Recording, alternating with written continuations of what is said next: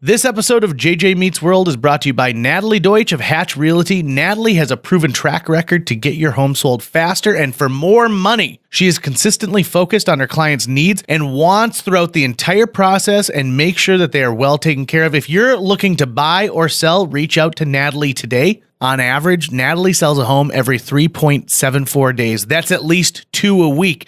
And last year, Natalie earned her clients on average over $4,000 above list price on their homes. And you don't have to take our word for it. Here's some of the great reviews Natalie has received. I was overwhelmingly impressed with Natalie and all the Hatch team. She was very responsive and responded to all of the emails within an hour. She gave great advice and encouragement from the listing and pictures, the offer, and all the closing details. The marketing team knew exactly how to promote my property, and I was pleased by how soon and easily my property received an offer. I was actually dreading selling my condo, and Natalie did such an awesome job that I felt like I really didn't need to do anything. The thing I most appreciated was that she really listened to what I wanted to do and respected my decisions. I would definitely recommend Natalie and all the Hatch Realty team. They made this process so wonderful. That was from Diane. So listen, if you're in the mood to buy or sell a home, give Natalie a call right now. You can reach her at 701-388-9338. Natalie, Natalie, at hatchrealtyfm.com, or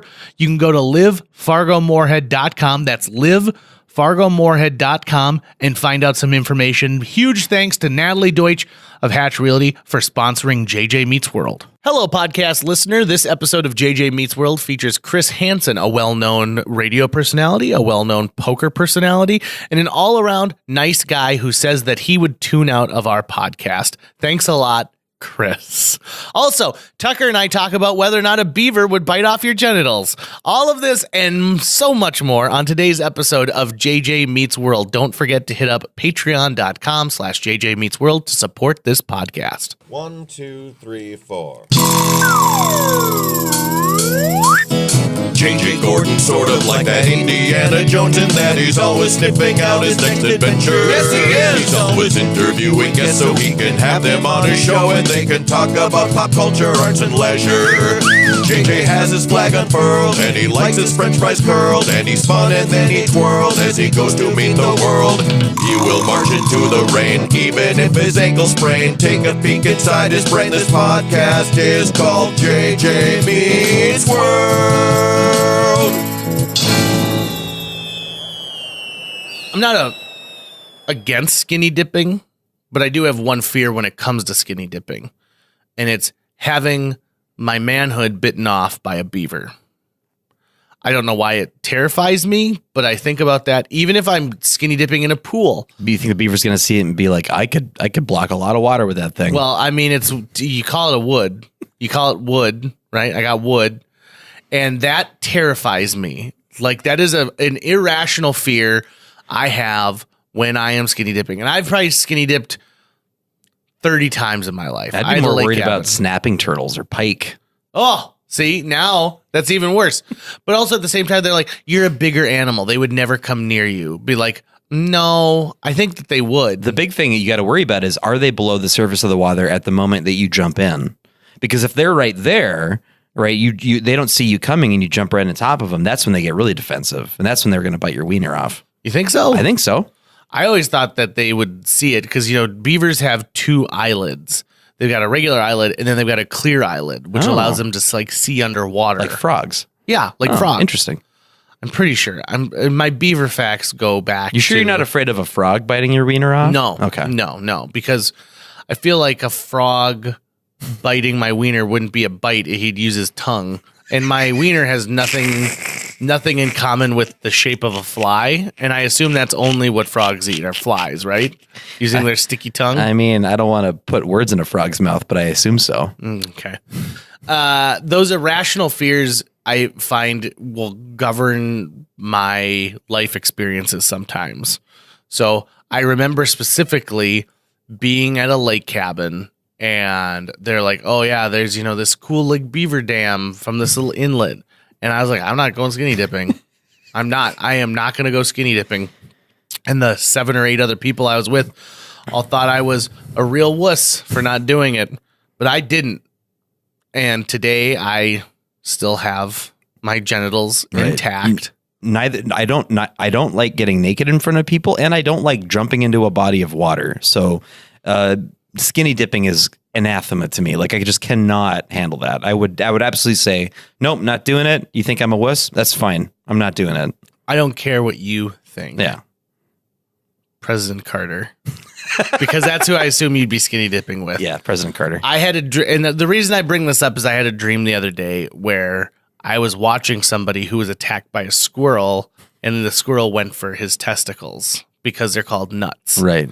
Them acorns. It must be so difficult for children or like alien cultures to try and understand, like when we use the word nuts for testicles. Oh. To try and understand, like, wait, what? And be like, well, no, it's a euphemism. Saying, yeah.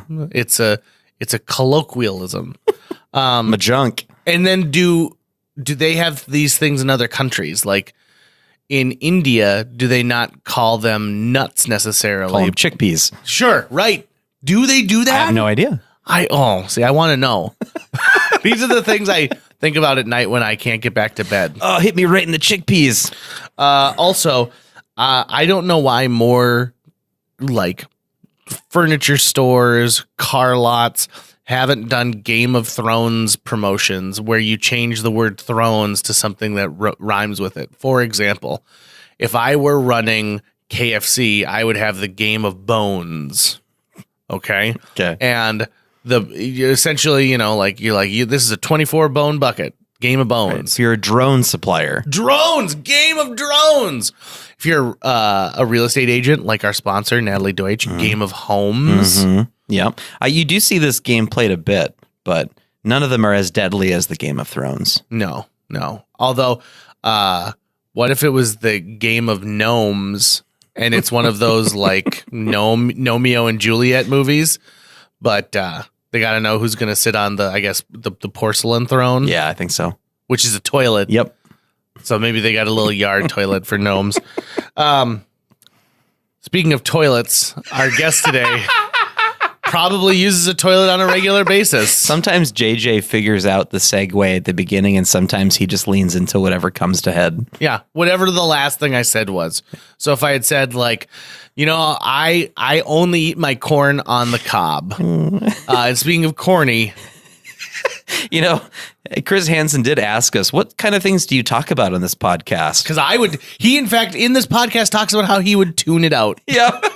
Boy, I'm enjoying being here, but I would have stopped listening at this point. Give me something and I'll figure out a segue. Name just anything. Coffee. Most coffee is consumed in the morning, and our guest is morning show host. There you go. Chris Hansen. That was better than previous ones. Wolverine.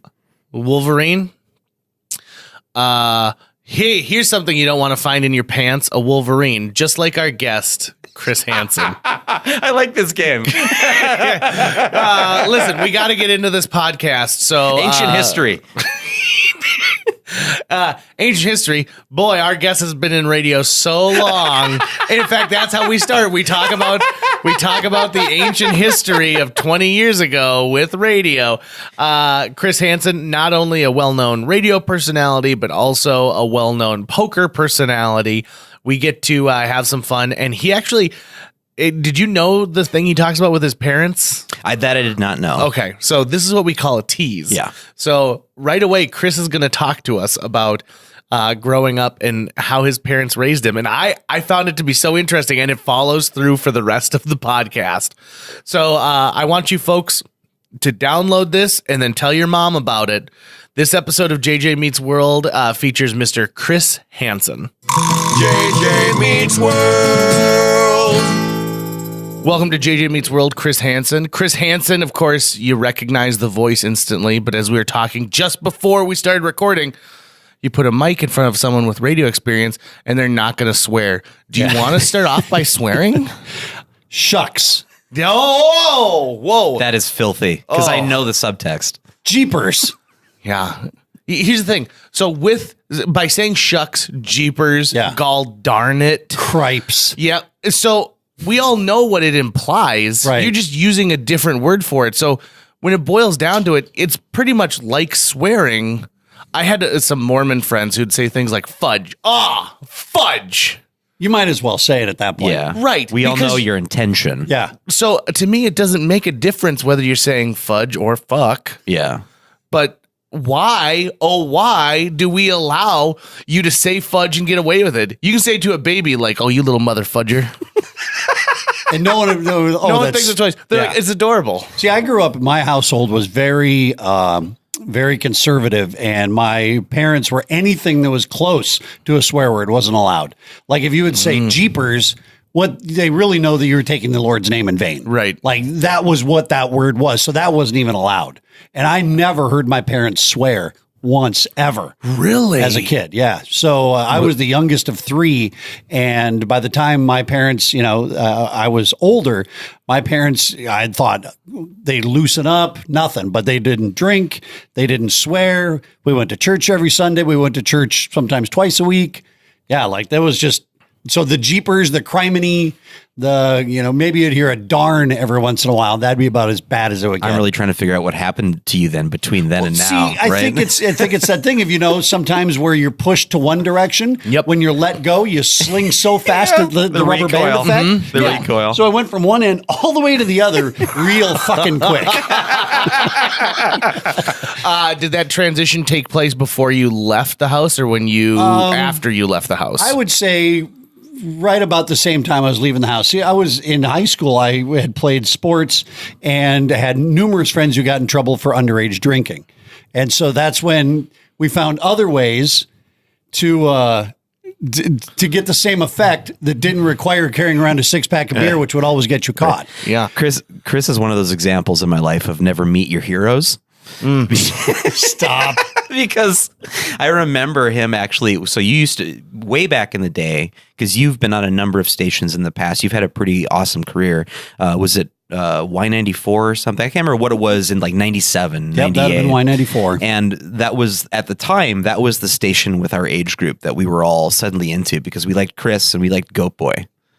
And I remember these guys coming to school and everyone being, oh my God, that's Chris Hansen. Oh my God, So that's lame. Goat Boy. So we were lame. super into it. So then years later, when I get a job at the Heartland Poker Tour and I meet Chris, it was like, oh.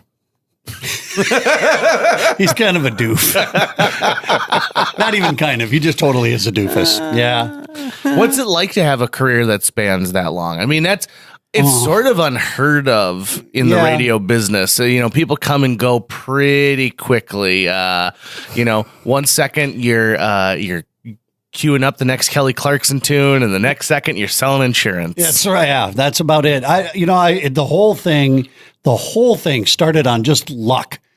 Is that I was doing a TV internship in town that lasted exactly one day. So I showed up.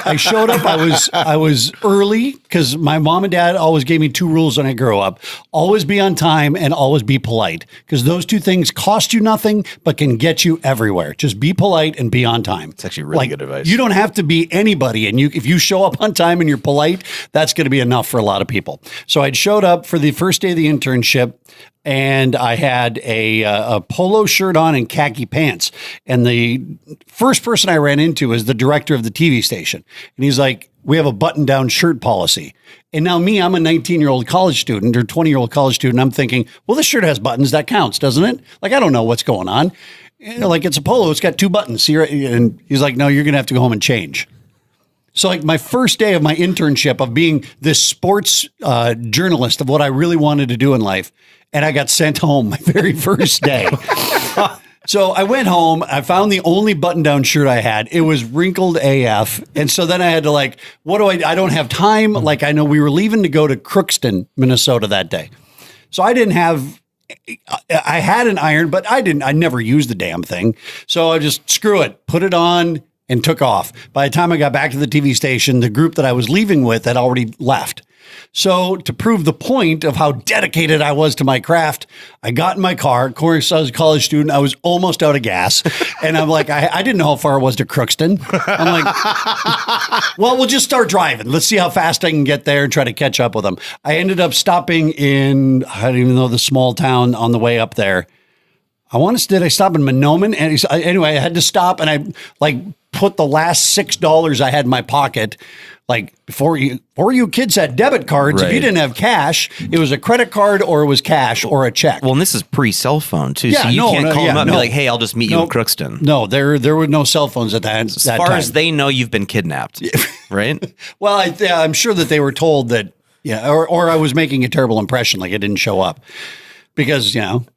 So I get to Crookston and I meet the crew that I was supposed to be traveling with, and we do whatever we're going to do, and we drive back to Fargo, and we go back to the station, and they're showing me some of the video editing stuff and whatever, and that first day ended, and I went home, and I was just so still irked. Like, what gall, like you want people, this is supposed to be, whatever, my dream. And the very first day I just get stomped on by this guy. So I went in the next day and I told the internship director, you know what? I don't think I want to do this. And so I quit my internship. You'll never work in this town again. You wronged Chris Hansen, damn it. So I quit, and he was like, well, like you're going to lose your credits, and I don't know how that's going to work at NDSU. And I said, I'll figure it out. So on the way out, I ran into a guy in the hallway, and he just said, hey, how's it going? Good. He goes, new face. I don't recognize you. Who are you? And I introduced myself, and he introduced himself as Sam Elliott, who at the time was the program director at Y94. And he said, I said, well, up until about 3 minutes ago, I was going to be doing an internship here, and I just quit. He goes, well, do you want to do some radio? I'm like, I've never done it. I was like, hey, man, you want to try some radio? Jeez. Like in the seedy back corner. And I was like, he goes, well, we're paying $9 an hour for part-timers. Whoa. And in 1997, that to me seemed like, wow, that is a lot of money. So I had no experience in doing this. This was Tuesday morning. He goes, show up Friday around 11:30 and we'll put you on from midnight to 3 a.m. Wow. And I showed up that Friday night, had no clue what I was doing. The very first song that I played as a DJ was Third Eye Blind, Semi-Charmed Life. Oh, So it has a special meaning to you And now? that song will always have a special meaning to me. And that was the first song that I ramped, which was You Talk Over the First Night. It was 19 seconds worth. And I was shaking like a leaf. And all I did was read the liner card. I don't know what it was for, but it was Third Eye Blind, Semi-Charmed Life. It was a 19-second ramp. And that's how I got into radio. And from there, it was just a series of, working and getting lucky of people leaving at just about the right time. I was ready to move up and do something else. Those are the olden days where we had probably 8 to 10 people who were part-timers who would if they would hold like a battle to the death to get more hours. Like we were cutthroat with each other. And I always just got really lucky to be in the right place at the right time and showing up on time, being polite, and all those things. And it just worked out that I ended up moving up the chain. And that's how I got started. So I do feel very lucky that I've been able to do it. After that, it's been nude pictures I have of numerous people in town. Good. In fact, why do you think you're the guest on today's show? Present company included. Tucker told me, he's like, we got to do this. We got to appease Chris. It's finally gotten to that point. I like it. You're no longer the only person with nudes of me, JJ. I do have a nude photo of Tucker, and he's dressed up in a It's not tuxedo. really a nude because when someone busts in on you in the bathroom, that's not like a nude. I think that's assault is what they call technically, that. but- I was in the bathtub behind the curtain, and he didn't check before he started using the bathroom. It was a Halloween party. Don't justify it. on a June evening. Who's justifying? Yeah. So, it's interesting to me. So we're both in the industry, the radio industry. So let's get some inside baseball going. First and foremost, are you so glad you don't have to run a Marty unit anymore? Oh, that was the worst. Oh, There's nothing worse than you want to talk about having your picture taken with your pants down. The Marty units were the worst. So what is a Marty unit? In the olden days, they had this, and I say olden days, there are still stations that use it, but a lot don't. It was a mobile broadcast, basically. So it'd be in the back of your vehicle, and it had antennas you would put up. And when I first started, they were like huge antennas, like telescoping 15, 20 feet tall antennas. Then they got smaller, but it would allow you to broadcast from where you were at. It would send a radio signal back to the station, and then it would put where you were at on air. And it was, in the late 70s, early 80s, like groundbreaking technology. But then it just got to be with cell phone towers and automatic doors on businesses would mess with it. And all kinds of, it was the weirdest, dumbest thing ever. And then you would hold a mic and you'd be talking into it and you'd check 1, 2, okay, sounds good. And you'd go to interview the client who is paid for you to be there, and it would cut out.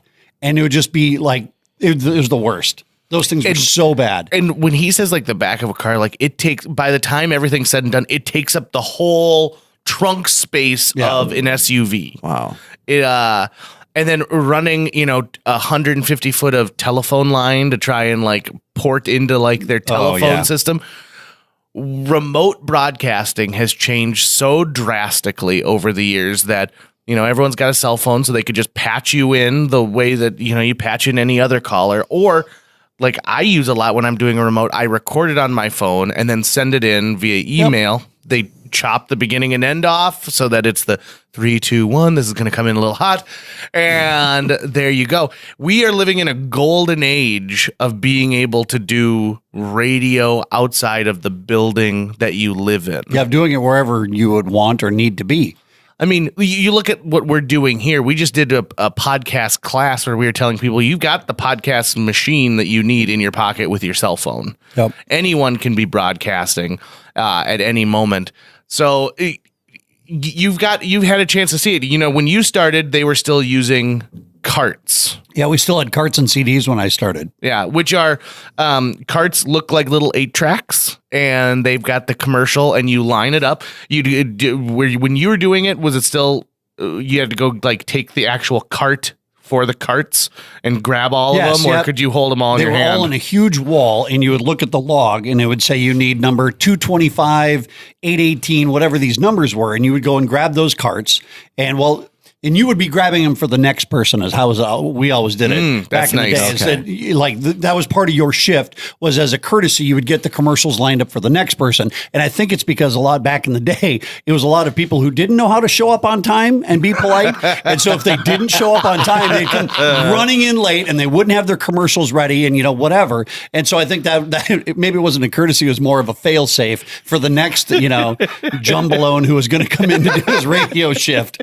But that's how we did. Yeah, so you'd pull them and you'd put them in a spinning rack that sat right next to you on the desk. And then you'd plug those things in, and you had a Xeroxed copy of your log, so you know what commercials need to play, and you check off every one as they go by. And like you said, you're using CDs. Yep. So you have to cue those, and they would all be, a lot of them were CD singles.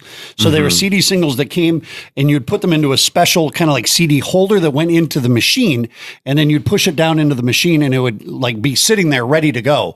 And then the board had a fire mechanism that you could push that, and it would start, CD. We had 3 CD players, so CD1, CD2, CD3, and then the carts were also the sweepers and jingles were also on carts. So then it was this, there was some skill to it. Yeah, you had to push the one button to fire the sweeper, and then that would play for 8 seconds. You'd have to hit the next button to start. So there was something to it. Now you just kind of you look at a monitor. You look at a monitor, and the computer does it all for you. It's like amazing. So I mean, obviously the tech that you both deal with in your daily job has changed, but I'm also just curious in general, now that we have the internet and podcasting and all these different ways for people to get their radio, their audio in, their music in, like how has that affected your businesses or the industry that you're in, I should say, having this sort of new, easy, cheap way to distribute everywhere? Well, I've been told since I was probably 22 or 23 that radio was going to die, like that satellite radio was going to kill off my profession. And then I was told that internet radio was going to kill off the profession. So those kind of, weathering the storm of that, there's always going to be that element of people like to listen to people that they know, which is why podcasts are so successful, right, is because, it kind of cuts out all the clutter, if you would. But I think that as long as you have a personality and you feel comfortable with that personality, you depend on them. It just gets to be part of what your day is that for me, it was when I was getting started, I didn't think I had anything special. Like, I don't know, I'm just doing what I know how to do. But the next thing you know, you turn around like, crap, I've been doing this for over 20 years already. And so I'm sure JJ will feel the same, but in Fargo, where we live is a different climate for radio than a lot of other, and I used to have a lot more friends in the business. That number has gotten smaller and smaller because there are less and less opportunities in radio, because more and more places are going to, syndication, or one person is now voice tracking on 6 different stations. And it's just, so that's the main difference, is the amount of people who used to be in the building. And like I said, those 12 part-timers that we used to like sabotage and try to kill each other so we could get their shifts, like that person just doesn't exist anymore. That stable of up and comers just doesn't exist. Voice tracking is where you go in and essentially you fill those ramps and you fill all these things via computer. And like in our building, people are doing it in Sioux Falls and they're doing it in Wisconsin. And so you're hiring one person to do the work of what used to be 4 or 5 people. Plus, you don't need someone there 24/7 anymore. Right. You have 3 people, and then that studio is dark until 5 a.m. the next day when the morning crew comes in. So, you're absolutely right that there's less people in there, which is really a shame sometimes, because when you're trying to find that new person, most of the time it's just throwing out the widest net possible. Yeah. But I agree that it's all about the personalities. Like in our market, especially, when you go do a remote at, let's say, Paradiso, people want to come out and they want to talk to you about something they heard you talking about the day before, because or like 12 years ago. Sure. They'll come up and ask you, oh my gosh, I remember I was in between Dent and Vergas and you told the funniest, you remember that? You get that all the time. Like, I'm sorry, I don't remember what I did 8 minutes ago. So my wife went ballistic when she heard that I was going to be working with Scotch. She was like, oh my God, my sister and I used to listen to Scotch. We have a whole bunch of tapes of him like on his morning show. And so when I told her once that we were going to go to Scotch's house to watch a movie on the side of his barn, she was like, when we pulled up, she had like a tear in her eye. She's like, I can't believe I'm at Scotch's house. And I'm like, I'm on that show too, God damn it. Once again, never meet your heroes, right? Because then you're like, oh, so you're Scotch. You're Scotch. All right. Nice hair. Of course, when I met you, though, you were right next to Fred Bevel, so you seemed like an angel. That's true. At that point. But I think it's that personal human connection that'll keep it'll keep local radio. I think what you're going to see is you're going to see national radio. Those syndicated shows are going to suffer. So your Rush Limbaughs of the world are going to have a following, but eventually they're going to say it's worth more to us to be on like a streaming service only, versus trying to sell this to a market to play from 2 to 4 p.m. in the afternoon. But like what Chris does, I mean, that's going to be around forever because people like that. It's also very sellable. Talk about the business aspect. You could not have a DJ station without a DJ or without personalities, especially local personalities, and sell it the way that you can sell something that has a human being there who can go and meet fans and comment on something locally 5 minutes after it happens. Yeah. So that's you're always going to have that interaction with people. And I was just reading an article last week about people and I think they say that people who identified who had their favorite radio personality. This was just on radio personality. On average, I think have listened to that person for over 7 years. And I think over 80% of those people who identified that said they do have a favorite personality, I think it was 80% had responded in this survey that said they would trust that person if they recommended something. Like that they would, I'm lucky enough to have a couple endorsement deals in town of working with clients that we've known for a long time. And I take that seriously because those people, I'm putting my name to that. I'm not just some celebrity hawker, because it ended up ultimately comes back and looks bad on me if I'm just out there schlepping anything. And so I think that, as JJ said, that local, and when you're having a person who is voice tracking in Sioux Falls or wherever, well, that person doesn't live in that town. Like if you really, that you can talk about, the Main Avenue construction in Fargo is real bad now. But now if you say something to the point of, I'm driving down Main and I can't even see the Statue of Liberty on Veterans, people who live here, they know what you're talking about. Somebody who lives in Sioux Falls doesn't know what the Statue of Liberty on the Veterans Memorial Bridge. They have no idea what that is. Like I've been looking at the flags for whatever. Little things like that. They might know the construction's going on, but they don't know the small nuances of it. It's like, you can't even hang a left to go into the railroad tracks. Like they don't know that. And it makes such a big difference. It does. And you can tell so many times of people who are trying. Clear Channel, many years ago, tried to do this, like 15 years ago. They tried to do that in Fargo. They were buying up all these. It was a big, huge media conglomerate out of Texas. And they were buying up radio stations like Fargo size, like Fargo, Sioux Falls, Mankato, Duluth, Grand Forks, Bismarck. They were buying up all these small markets because what they thought was, we'll just pump in all kinds of Minneapolis content and people are going to love it. Well, ultimately, they went bankrupt because that did not work in a lot of the smaller markets here in the upper Midwest. That was the kind of like crux of what ended. They got too big, bought up too much. And our owner at the time had sold his radio stations to Clear Channel for, I think it was $28 million. And then bought them back from Clear Channel for 12. Yeah. Like that's not, I'm not a businessman, but I know that's not good. Yeah. And I mean, your ownership is, you talk about someone who needs to write a book. Because he is a smart man. All he does is win, no matter what. Does in an insane way. But he believes he's from here and he believes in what you can make it happen. And that's why Fargo is so competitive, is because he will do whatever it takes. Mm-hmm. You know, like we're in the midst of doing a contest on our radio station now on Bob, where I think as of this week, like we've given away almost $30,000 in cash. Wow. Like other markets, Minneapolis doesn't do that. Like they would never give away that amount of money on a local radio station. And so that breeds competitiveness. That breeds competitiveness with JJ's group out of Wisconsin. They know that unless they want to get rolled over, they got to try to keep up. And when you have somebody who is committed to it and is going to make sure that there's at least two people on every station in the building, that's good for everybody. As they always say, high water raises all ships. So if you have talent and you have production and facilities that are good and high, everyone else has to follow along. Otherwise, they're going to get swallowed up. That's just how it is. So having a local owner that believes in that is. It's a huge advantage. And a guy who's got, a couple of bucks in the bank doesn't hurt. And a guy who knows every business out there too. That's true. A lot of good relationships. I mean, a relationship in this town, that's what they're built on, right? So if you're a brand new company, if you ever watch like a group who comes into town and maybe let's say they make steel girders. And they've got factories in 7 other towns across the country, and they decide they're going to use Fargo to make girders.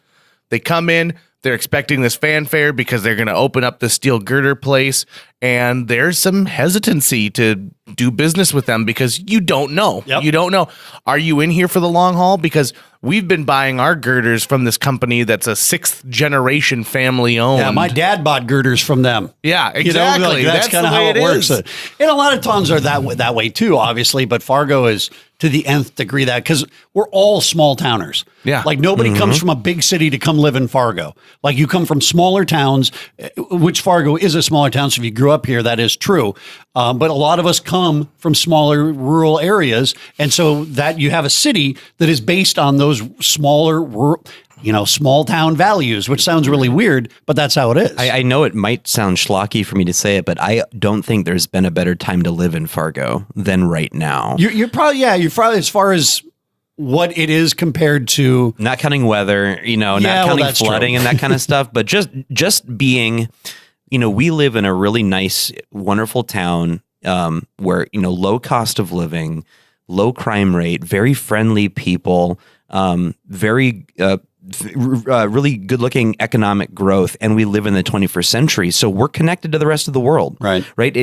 Fargo in the 70s is different than the Fargo now, because at that time it was easier to look at a smaller town compared to a big city and try to make fun of it, because there wasn't as big of a connection to the broader world, but there is now.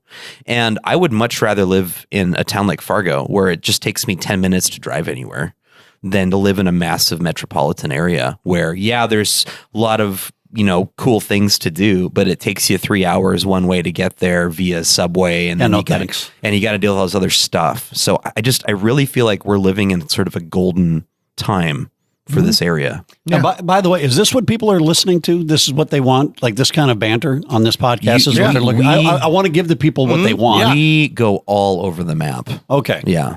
I can see people already like, no.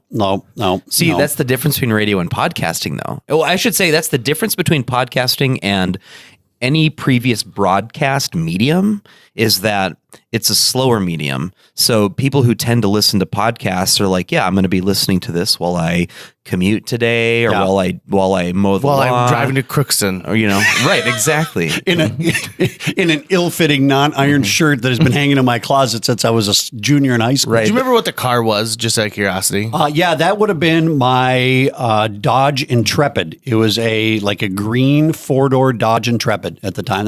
That, by the way, my favorite car of all time. That car was my favorite. Yeah. Love that. I think it was a 94 Dodge Intrepid. I bought it from Ted Hansen at Muscatel Used Cars when they used to be over by the railroad tracks, where you'd be trying to deal with somebody and all of a sudden the trains would come. So anyway, this car has got seat back. That's one of the downsides of Fargo are the trains, the placement of the trains. It's inconvenient. The main avenue McDonald's here is literally right next to the train tracks. And so if the train goes by, you're no longer ordering. You gotta wait until the train goes by. And it's like, was that McNuggets? No. I said cafe. What? Yeah. We don't have Szechuan sauce anymore. See, now again, there are some local things that people who don't live here, right, they wouldn't get that. And so why that doesn't work. Now, if you're somebody like a Ryan Seacrest and you are entertaining within yourself, and there's another guy who's his name is Bobby Bones out of Nashville, who does a lot of syndication work with iHeartMedia, which kind of was Clear Channel. Because he is a celebrity within himself, it does work. Same thing with, the Rush Limbaugh and the Sean Hannity's or whoever you like to listen to. They are a celebrity within themselves. And so that's why people are listening to them. So that does help with some syndication stuff. So I think there's a universal nature to what we're talking about here, like with the trains, right? So for us, it's trains hauling coal, they're hauling oil, a little bit of freight. But somebody who's living in Chicago is dealing with public transit trains. Right, when I lived in Chicago, there wasn't anything worse than walking down the street, having a cell phone conversation and having a train go by because like, hold on. Okay, I'm sorry. It was the Brown line. It's headed to Sedgwick. So I think that even though the story is a little bit different, the moral is universal there. But it's interesting. It's interesting because I think the same thing when I'm when I'm doing my day job. I'm like, well, I know I only have 2 minutes here, and this 2 minutes needs to be informative. It needs to be engaging. Yep. It needs to be worthy to talk about later on. And so how can I shove that in there? That's why I like podcasting, because I could do like what I just did there and take some complete silence. I know, and not worry about it. I really do feel like you doing your own sports podcast would do really well. I don't know if people want to hear what I have to say. I mean, I barely listen to what I have to say. So I don't think you're the best judge of what maybe what not. you say. But so I want to bring this up too, that Hammy's, as I call him, Hambone, as those who know him, Hamster. All those. His career is two-pronged. He's not just a radio host. He's also been in the poker television space since 2005. Yeah, I think 14, 15 years, something like that. So that's how I met Chris Hansen, was when I started working at the Heartland Poker Tour back in 2008. So 11 years ago. Excuse me. How did that start for you? How did you get into that? Once again, luck. Just being in the right place at the right time. Is that when I was doing mornings on FM 105.1, rest in peace. Another one of the radio stations that I worked at that's now defunct. But I was working there, and another guy in the building, Fred Bevel, that you mentioned earlier, was a very successful stand-up comedian that met a girl when he came through Moorhead at Courtney's and ended up falling in love and moving to Fargo and was a stand-up comic through Fargo. Well, there was an opening at a radio station, the Fox back then, and Fred got hired to be part of their morning show. Great hire, super funny guy, and really worked. Well, he and I were in the building at the same time. We both played a little poker with each other. There would be a building-wide, hey, we're going to play cards at whoever's house. So somebody contacted him about putting together a TV show that was going to be a regional poker show, and he was the person that got contacted and then said, do you know anybody else like that would be a co-host for you? And Fred's like, well, I bet you Chris Hansen would be into doing that. So he came and asked me, and I said, sure. Now, we didn't know this, but we went and did a screen test, and we didn't know that there was nobody else who was going to be hired. It was like, well, we've got a bunch of things lined up. So if you could be here at 11:15, because we're going to have an 11:30 coming in. So we went in and did this screen test at the old HPT offices in South Moorhead. And I don't know what I'm doing. I had not done any TV before. And we got the job. Surprisingly. And that's how, again, just kind of fell into it. And I never cashed my first paycheck because it was one of those things it was so ridiculous. And I thought this is never going to last. I kept the first paycheck for $50. Really? That we did the first event and the first TV show for $50. And I feel like I was getting paid and nobody else was. Like I definitely had that feeling like, oh, we got to keep Chris around. Like there's only so many people who can put coherent sentences together and look fairly attractive on TV. And we can't have Fred by himself. No, that's that wouldn't not have worked. And that first event that we showed up to, and the story behind that, how that first event even happened, is something of a podcast / book / movie within itself, because it shouldn't have happened. The very first event for HPT back in the day, but because of some gambling mentality between the owners at that time, they pulled it off and made it happen. And now that company is, a company that's probably valued at $5 or $6 or $7 million that they started, on a lark.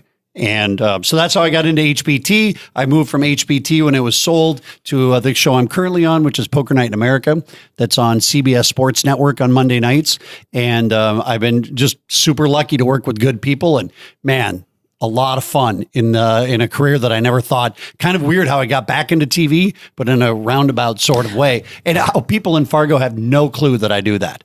And then when I go and tour around the country to these different casinos and have made all these other friends, they have no idea that I do a radio show back in Fargo. They think that's all I do is this poker TV show. So anyway, that's been a fun. So you've got two different lives. Yeah, I do. It's been a fun little career. We'd go on these poker trips and we'd go to such beautiful destinations as Gary, Indiana, Verona, New York, Atlantic City, Mount Pleasant, Michigan. You go to these places and, I'd fly in on a Thursday night, be there Friday, Saturday, Sunday, fly home on a Monday using vacation days from radio, mind you, to work this extra job and drink and smoke and gamble and eat steak dinners and just treat your body like a damn amusement park for 4 days. And then I'd come back. Hey, good morning, everybody. Welcome back to Chris, John, and Jane in the morning. And now Garth Brooks. Exactly. Nobody had this clue that I was leading this totally alternate lifestyle of a degenerate gambler, just absolutely, a nicotine fiend. And then I'd come back home and I would just go back to what my life at home was. Yeah, every trip, those of us who were building the set and running stuff, we were always hoping that craps went well for these guys. Because when it didn't go well, they were not in a good mood. A little salty. They were a little salty. Let's shoot this. Yeah. One time, I didn't realize at the time that there was sort of like a faux pas you could do at the craps table. Where there's a lot of superstition, a lot of code, a lot of things you don't do. And Hanson and Fred and Greg and Todd, I don't remember where we were, but they were at the craps table, and me and some of the guys were walking through the floor to go get some drinks. And I'm like, oh, hey, look, they're over playing craps. Let's go say hi. And so I walk up. I'm like, hey, guys, what's up? And Hammy puts his hand on my chest and pushes me away and goes, get the fuck away from this table. Because they were on a hot streak and they didn't want me coming and cooling the table. I was going to say, do they think that you're the cooler in that situation? That's a thing. Oh, I always say, I don't believe in superstitions, but they're totally real. Yeah, we had another one. My very second event was in Detroit. It was the last event we did in Detroit. Also, the most hungover I've been in my entire life. No, that's actually second to Pittsburgh, but long story. Anyways, so Detroit, one of our bosses, who is the real craps king, was the single biggest winner and loser in the casino that weekend. Oh, yeah, because he won a bunch and then he lost a bunch? He lost more than anyone in the casino, and he won more than anyone in the casino that weekend. And he still walked away with a lot of money. Like a backpack full of money. Yeah. Yeah, that was that weekend in Detroit. That'll never be replicated. That was so much fun. And the casino didn't have a hotel attached to it. It does now, but it didn't back then. And so you had to walk. Now, this is downtown Detroit, 10 years ago. Okay, so yeah. This is not the new friendly, nice, cleaned up downtown Detroit. This is like grab your nuts and you're in for it. And so we all had like someone quick put on a Tigers jersey. we all had this, this awesome winning session. Our plane left at like 9:00 and we played until like 6:00, like in the morning. Like we were just killing it. So we go cash in and we had to walk like a block to our hotel. And as we were playing, it was a Sunday night, right? And you can imagine the sharks that were swimming behind us, watching us play at this craps table, knowing how much money we all had. And like the casino's like, do you guys want an escort? I'm like, I think we'll be okay. So like we locked arms. We walked back to the hotel, like two people facing forward, two people facing backward. Like, you find yourself in a cockfight, you got to keep your head on a swivel.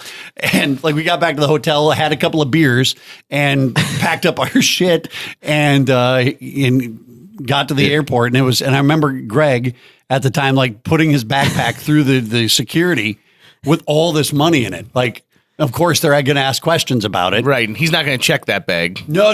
You want to keep that on your person. You definitely. On your person. Yeah, that was fun. I got to Detroit a couple days earlier than most of the crew because since I was the new guy, I had to go out for some like paperwork stuff I had to do, because every state has different rules about what the people who are working in a casino have to do. So I'm out there and Q, who was the road manager at the time, Dave Quinnett, he's like, hey, the bosses and Chris and Fred, they're drinking at this Irish pub. Do you want to go? I'm like, yeah, sure, let's go. So we go, and Greg is buying all the drinks, right? So I'm not paying attention to how much I'm drinking. And the last thing I remember is eating a shepherd's pie. And like a light switch, and the next thing I know, I'm in my hotel room, in bed, fully clothed, covered in vomit. Yum. Covered on me, on the bed, on the floor, on the wall. I don't remember any, and it's 6 a.m. and I feel awful. And apparently between me eating that shepherd's pie and getting to the hotel room, Greg brought me back to the hotel that everyone was staying at, which had another bar that was open in the lobby. So like Todd and Fred were in there, I think. And he took me into that room, and apparently I shouted, "I am the Whiskey King." And then I was falling off the stool repeatedly, and they kept getting me back up on the stool. And the way Todd said it was, at one point they realized, hey, where's Tucker? I was just gone. And so they're looking for me all over the bar. They looked in the bathroom. They had a bartender look in the women's bathroom. They had no idea where I was. Somehow I made it back to my room, but there's a couple hours missing for me that's the best. In downtown Detroit. That's the best.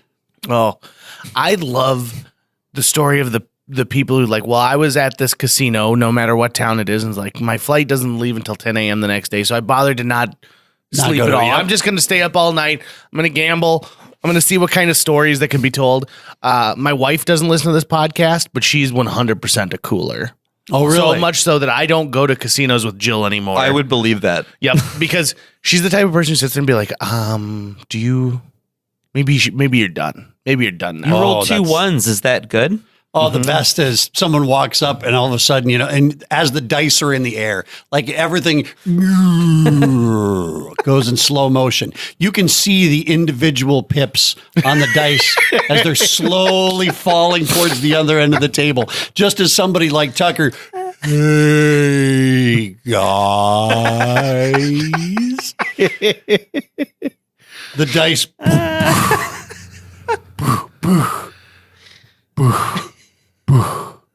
7 out. So what's going on, guys? You rolling dice? How you guys doing? Who's up? The buffet's got 2 kinds of potatoes. And there goes like $4,000 from the table, just all raked in for the casino. Yep. And Tucker standing there like, ding, da, ding.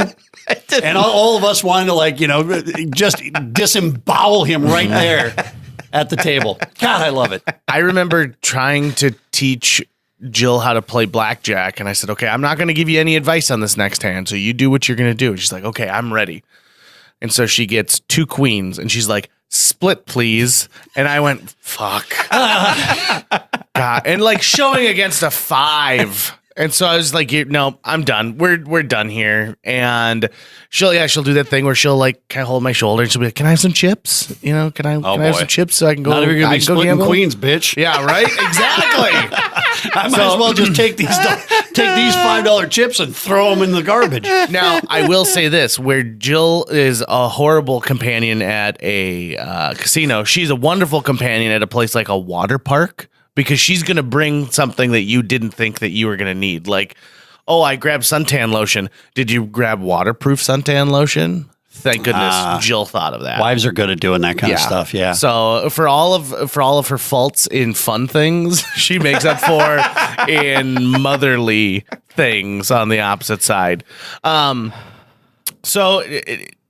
Had you been interested in poker beforehand? Yeah, or I'd played cards since. It's funny. My first gambling experience, I had a mom and dad that didn't drink or smoke or swear or do any of that. But whenever we went to my grandma and grandpa's for holidays, my mom came from a big family. We'd sit around their huge family table and we play this game called Put and Take. Put and Take? Put and Take, where I think there were 2 or 3 decks of cards. And everyone would get 5 cards in front of them. And then the dealer would say, okay, if you have a jack, everyone has to put in a nickel. So if you had a jack, you put a nickel in the middle. Okay, a 4. If you have a 4, you have to put a dime. So it'd go nickel, 10, 15, 20, 25 for the 5 cards. So then once you put in, then the second round of cards would be, okay, if you have a 10, now you get to take a nickel out. Oh. And then whatever was left at the end of this run per deal, the dealer would then get.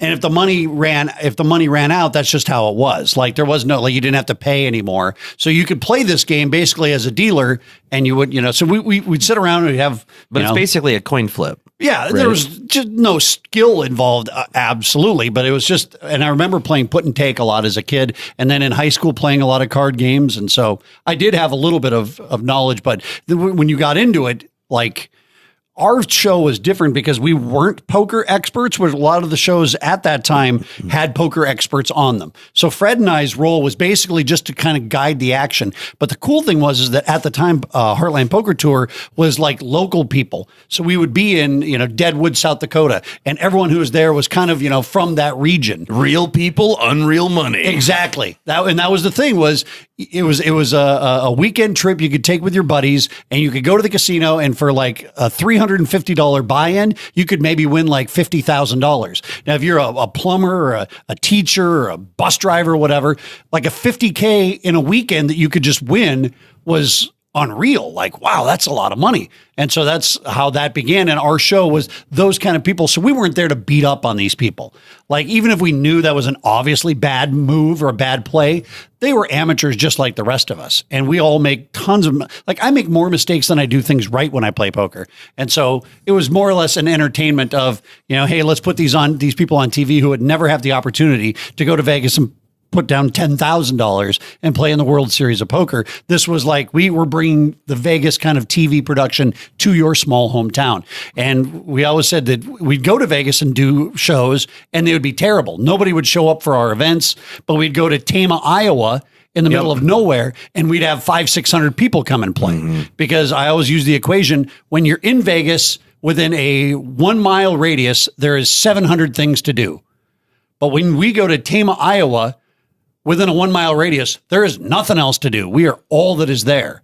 And so we're your only option. And so that's how the success of it grew, is just on people who loved to amateurly play poker. And that's, how they built the business, and then working with sponsors and TV networks. And that's how it became successful. Do you think there's a movie or television show that gets the world of poker right? Be Rounders is the closest. Rounders, yeah, that's but probably even that has got a lot of dramatic license. I haven't seen Molly's Game. That was more about a very specific illegal gambling room, private gambling room. But I mean, Molly's Game was really good. Molly's Game was well done with good production value. And Molly's Game was this movie that came out, 3-4 years ago or something like that. But it was based on a game that actually was happening. And so they had these characters that you knew were like certain celebrities or athletes or high rollers. Some of them played themselves in that game. Yeah. So the characters, were representing, like Ben Affleck was supposedly in that game. And you're like, things you had heard stories about what had happened in this high stakes game. And, that was kind of cool. You're like, oh, I wonder who that was. Some athlete, you didn't know what athlete it was. The person would just come in and like, they would talk about, oh, hey, whoever's going to be at the game, a made up name, but really it was Kobe Bryant maybe, or somebody like that in LA playing in this game. You had no idea who these people really were.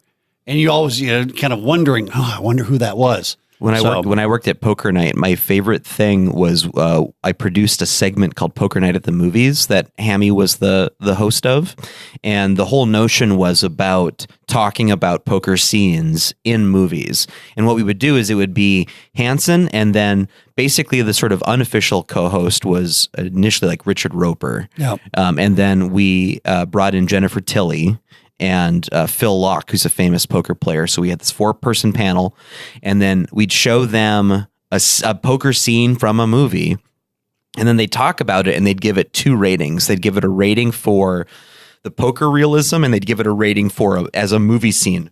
Excuse me. But the rating system was very wide open. It was, use a poker hand to describe how good or how bad you think a particular scene is. So you could say like, well, for poker realism, I mean, it was 7 deuce off. But as far as a movie scene, I really liked Mel Gibson in that, so I'm going to call that a straight flush. What Mel Gibson movie was he? Maverick. Yeah. Maverick. Yeah, we did the really unreal.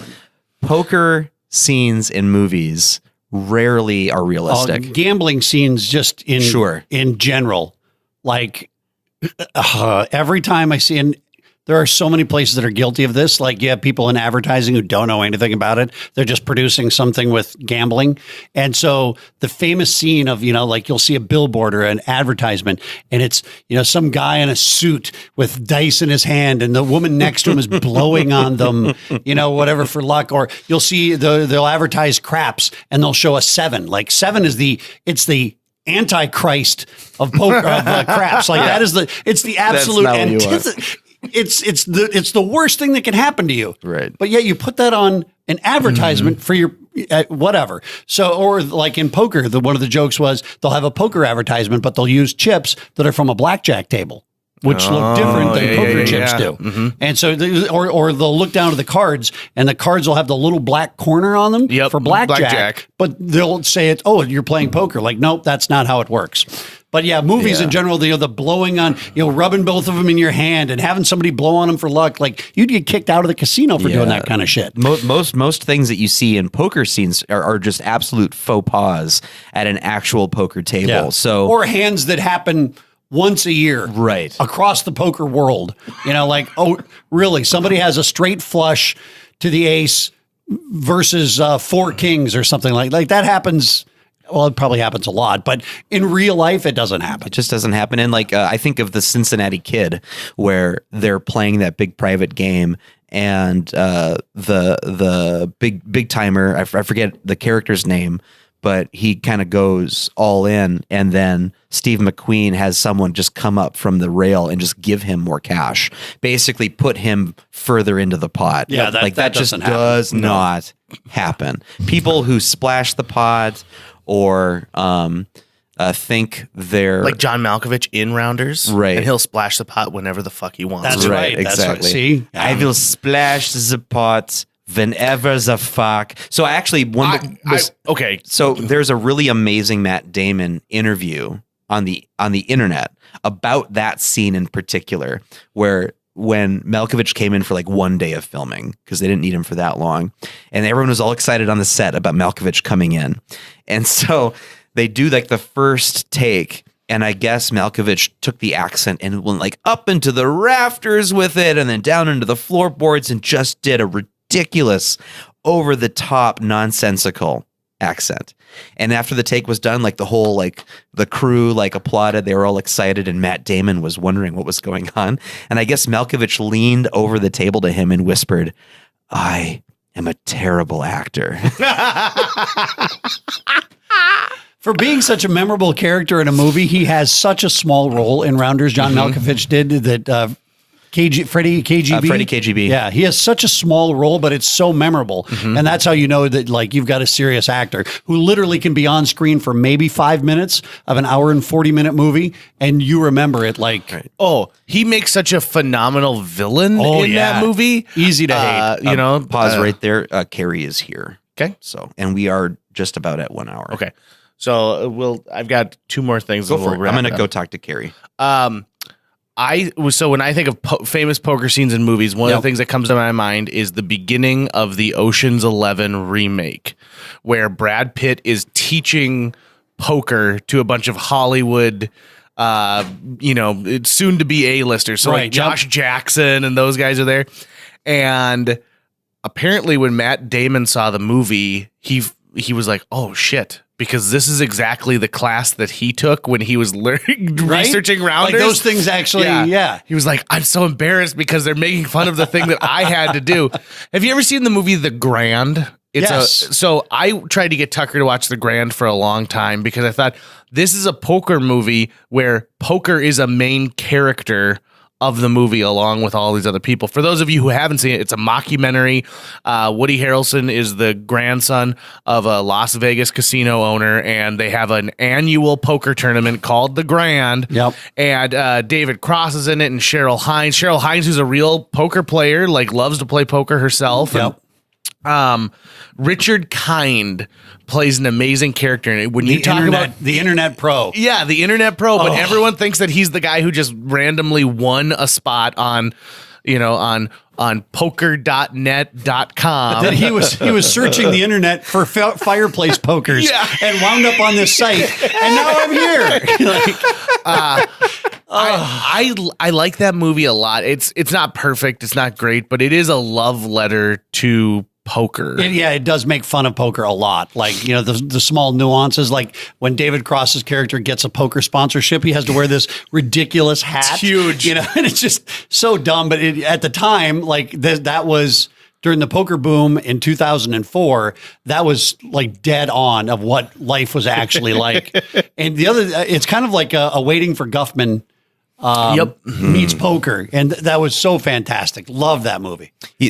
Between you and I, we've both interviewed a few thousand poker players. Uh-huh. What do you think what are some of the most common threads you noticed? I noticed many of them golf, and most of them started playing with their grandparents. Yeah, usually when you get to a point in poker, you didn't just if you're going to be successful, like it's got to be something you want to get good at. And it's something you've probably been doing for a long time.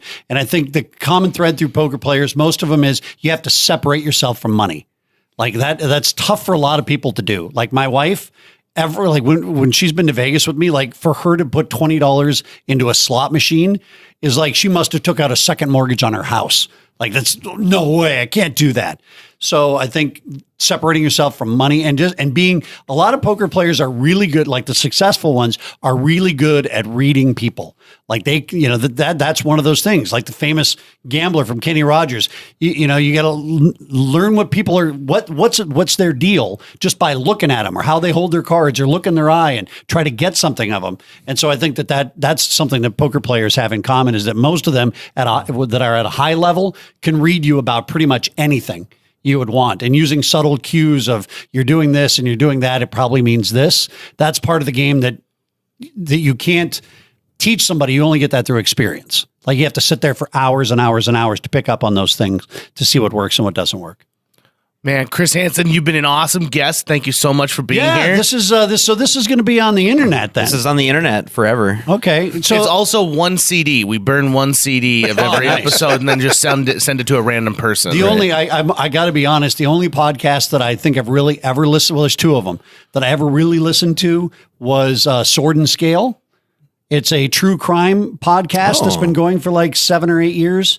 And it's I love fantastic. me some true crime, but I haven't heard of that. I got Sword and Scale is a really, really good one. The dude, talk about meeting your heroes. When I looked the guy up who narrates them, nothing of what I thought he was going to look like. I really wish I hadn't have looked him up. So anyway, that one's good. And then don't Google your heroes. Yeah, that's right. Don't. It's best not to. And is an Armchair Expert with Dax Shepard. Yeah, and I listen to that because my wife really likes it, and so I listen to that one. And now I'm probably going to have to listen to this one when it That's gets right. put on the interwebs. We'll tell you what the good episodes are. You don't have to slog through because this is episode 100. I mean, this would be either 111 or 112. It's going to be 111. You'll be 111. There you go. I like that. That's So nice. you're on Monday then. Yeah. Cool. You come out So on Monday. 2 days. 111. We'll tell you what 108 are the good episodes. There's only a couple that we don't I think we've recommend. set a new low mark here. I think it only goes back up from here, which is good because Yeah. when you have a stinker, you need a rebound. And just like Greg being the biggest winner and loser at a casino in one day, I think this might be the biggest loser, but you guys are ready for a big win. That's coming up right. After That's this right. one. Our episode 112 is our backpack full of cash. You are not going to want, if you've listened all the way to the end of this one, maybe on fast forwarded just to the end, how soon can this be done? The next one, gangbusters. And as a radio guy, I love a good tease. You're not going to believe who's coming in next. So, plug if people want to listen to you, if they want to find you on the internet, where they go. Bob 95 FM here locally in Fargo, Moorhead. On the internet, you can keep up. I do a lot of Twitter. I do more Twitter than anything else, but at the Chris Hansen with an O. The Chris Hansen, not to be confused with the Catch a Predator Chris Hansen, because I've never heard that joke in 15 different ways. Why did you bring McDonald's and condoms with you? So, Pookie Bear 68, when you said this, interesting, not 69. Anyway, so at the Chris Hansen on Instagram and Twitter, and that's where you can keep up with what I'm doing on social media. And catch Poker Night in America every Monday night on Monday CBS night? Sports Network. It's up there in the high 200-300s. Yeah. If you got the cable, or we have a YouTube channel Yeah. and a Twitch channel for the If you have kids. CBS All Access, can you watch it? They're pay No to idea. I have watch no service. clue. CBS and CBS Sports Network kind of, I think, stay as separate walled gardens from time to time, but I'm not really sure. Yeah, and Poker Night in America, we have a a YouTube channel or a Twitch channel where all the episodes are there. Yeah. 3 weeks after they air, you can see them all I mean, there. if you really wanted to mainline poker for months on end, the Poker Night YouTube channel is pretty much the place to go. There's a crap load of it so there. much poker there. All right, let's go check it out. Thanks, Chris. Thanks, guys. A huge thanks to Natalie Deutsch of Hatch Realty for sponsoring this podcast. Folks, if you're looking to buy or sell a home, contact Natalie Deutsch today, because Natalie Deutsch is not only a previous podcast guest, she's somebody who's going to care enough to sell your property for top dollar. She's also going to find you the best price possible if you're purchasing a new home. Last year on average, Natalie earned her clients $4,000 over list price on their homes and sold them faster than the market average. On average, Natalie's selling a home every 3.74 days. That's 2 homes a week. Those numbers don't lie. Find out why Natalie is one of the top agents in this entire market. Get a hold of her today, Natalie at hatchrealtyfm.com. You can also call 701-388-9338 or go on to livefargomoorhead.com. That's livefargomoorhead.com. Read all of her amazing reviews and then listen to her episode of JJ Meets World. Thanks again to Natalie Deutsch of Hatch Realty. That's going to wrap it up for today's show. If you enjoyed this episode of JJ Meets World and would like to help us continue to produce 2 new episodes every week, you can donate to our Patreon. Check out patreon.com/JJ Meets World and donate today. Even as little as $1 a month can go a long way. Visit our website at www.jjmeetsworld.com or hit up our social media. We're on Twitter, Facebook, Instagram, all the sites the kids are using these days. If you'd like to stay up to date on new episodes of JJ Meets World, you can find us on iTunes, Google Play, Spotify, Stitcher, iHeartRadio, YouTube, or wherever you consume the podcast that you love. JJ Meets World is produced every week by Tucker Lucas. You can find out more about Tucker's work by checking out www.moonbasemaria.com. If you want to get in touch with your host with the most, go to linebenders.com and you can find direct contact info for JJ. Wait, beaver is another word for vagina? Well, that gives a whole new meaning to our intro. I'll be damned.